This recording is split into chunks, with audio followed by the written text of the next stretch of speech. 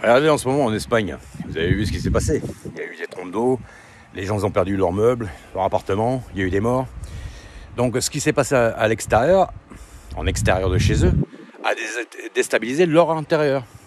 Moi il m'est arrivé la même chose il y a quelques années. On a eu ça 5 fois de suite. Heureusement il y a 2 fois où c'était grave et 3 fois où c'était moins grave. Voilà.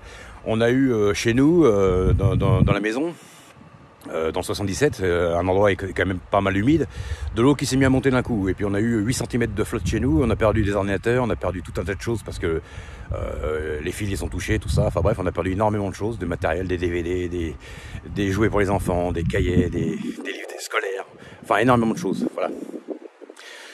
Donc on avait beau faire une maison le mieux possible, l'externe a déséquilibré l'interne et a mis tout le monde en déséquilibre, voilà. Donc c'est prouvé encore qu'il faut être équilibré de l'intérieur et de l'extérieur. Voilà, c'est tout. Et puis des fois vous faites tout ce qu'il faut chez vous, vous êtes équilibré à l'intérieur et puis c'est l'extérieur qui pose problème. Ou l'inverse.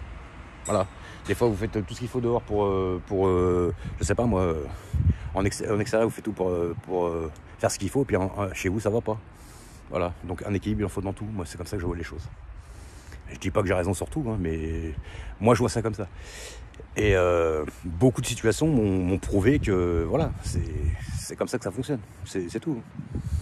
Après, tout équilibrer tout le temps, à tout moment, c'est pas simple, évidemment. Et puis, de toute façon, voilà, parce que, comme j'ai expliqué une fois, on peut pas toujours être dans l'équilibre, c'est pas possible. Celui qui veut, je sais pas moi, améliorer sa situation, par exemple, au travail, il va être obligé de travailler beaucoup plus, faire plus d'heures, être beaucoup plus compétent, voilà. Donc, au bout d'un moment, il va mettre peut-être le reste de sa vie, comme ça, sa vie chez lui, un peu entre guillemets pendant quelques temps, parce qu'il est focus sur sa carrière. Et puis il y a des gens qui vont être focus sur leur vie avec leurs enfants. C'est pour ça que vous avez des gens qui sont toujours en train de dire oui mais moi j'ai réussi ou moi je j'ai pas réussi ou voilà. Mais oui, mais quelle est ta définition de la réussite? Moi je suis désolé, j'ai connu par exemple ma mère sa réussite c'était sa famille, ses enfants, sa maison. Et puis il y a des gens comme par exemple, c'est quand même un peu plus masculin, même s'il y a des femmes qui travaillent aussi, qui pensent à leur carrière bien sûr. Mais il y a des gens, ils vont avoir des masculins, des gens plutôt du côté masculin qui vont avoir des obligations de résultats et puis qui vont, eux, ça va être leur carrière d'abord. J'ai aussi connu des gens qui étaient comme ça, c'était que leur carrière en premier, la carrière. Je vois que ça.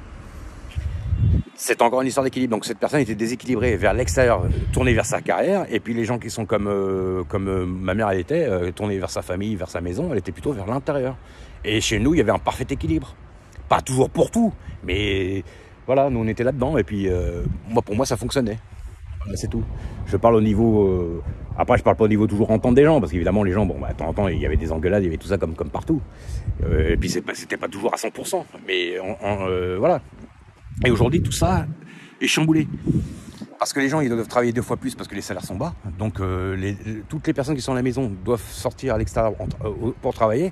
Donc, des fois, ils n'ont pas spécialement de temps de s'occuper des papiers, de tout ce qu'il y a en interne. Pas toujours parce qu'il y a de la fatigue ou ils n'ont pas le temps.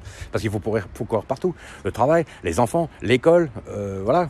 Donc après je parle de ça, c'est surtout quand on a des enfants en bas âge ou des petits-enfants, hein, bien sûr. Après quand les enfants sont un petit peu plus grands et un petit peu plus indépendants, autonomes, il y a moins de galères. Mais voilà, c'est un monde déséquilibré.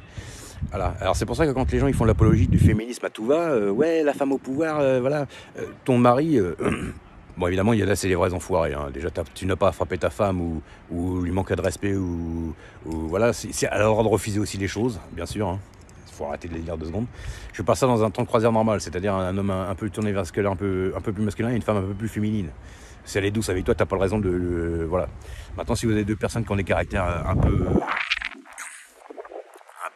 tournés vers l'extérieur les deux, ça va poser problème. Et si vous avez deux personnes tournées vers l'intérieur un peu mou, ça va poser peut-être un peu problème aussi. Donc c'est encore un équilibre à avoir. Mais voilà, c'est la personne... je comprends aussi les femmes après qui en font trop puis qui disent voilà mon mari me fait chier, ils mettent pas assez, d'accord, mais il faut tenir compte aussi de sa souffrance à lui et puis lui il doit tenir compte de la souffrance de la femme.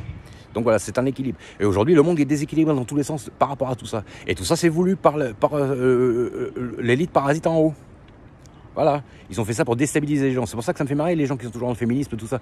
Les femmes qui sont mises dans le féminisme ça ne rapporte des choses qu'à des femmes qui sont dans la classe moyenne ou l'hyperclasse du dessus. Les femmes qui sont en bas, le féminisme va leur compliquer la tâche parce que non seulement ils vont devoir s'occuper du travail, donc ils vont avoir entre guillemets l'aliénation du dirigeant, et puis après à la maison ça va recommencer avec la famille et le mari. Donc c'est pas spécialement bien, ça dépend de votre classe sociale. Moi je vois les choses comme ça. Après je me trompe peut-être, hein, mais c'est tout. Si vous vous mettez avec la personne avec la bonne polarité, normalement ça doit tourner tout seul. Après, évidemment, c'est une routine. Vous croyez que le mec qui travaille dans une société, il n'est pas dans une routine aussi? On est tout le temps dans une routine. Faire la maison aussi, c'est une routine, c'est pareil. Alors, c'est pour ça qu'on doit inculquer des bases et des règlements à la maison, quoi. Voilà, mais les gens ne comprennent pas ça.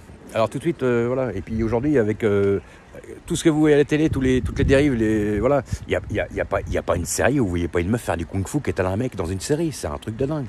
Alors évidemment ils peuvent le faire, mais à chaque fois le mec c'est une grosse merde. Après vous avez les films, les films dans le taxi, le français c'est toujours la grosse merde, et puis maintenant c'est les gens du sud c'est toujours les sauveurs. Maintenant voilà. Et puis vous avez toujours un mec qui chiale dans une série ou quelque chose. Alors je suis désolé au bout d'un moment. Donc voilà. Ciao.